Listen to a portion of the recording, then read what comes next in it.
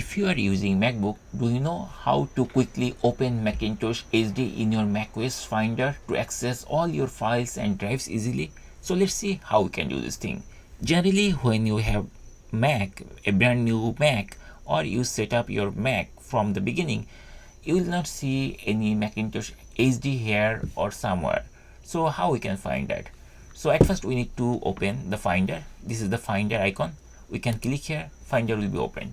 There is another way. We can open Finder. We can click this Spotlight Search and then start typing Finder over here. And you will see the Finder is there. We can also click here. The Finder will be opened. Now here there is nothing like Macintosh HD, right?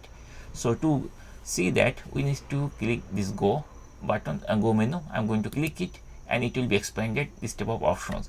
From here we have to choose Computer. Once I click Computer, we'll see that Macintosh HD is there, and now we can access it. We can access the files, folders, everything, and we can see everything is over there. Now how to enable this thing here or sidebar?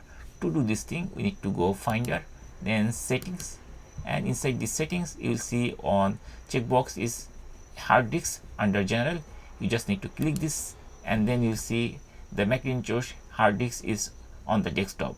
Same way, if you want to show it in the sidebar, you can go Sidebar and then you have to search the hard disk. So you will find somewhere here hard disk. Here is the hard disk. We just need to check this box also, and then you will see the Macintosh hard disk is there. Now we can close this thing, and now you can also close this thing. Now you can directly go to Macintosh hard disk by double clicking over there. It will be accessed like that. Or another way, you can open the Finder, then you can click it, then you can access all the files or folders for your hard disk. And that's it. In this way we can easily and quickly open Macintosh hard disk in macOS Finder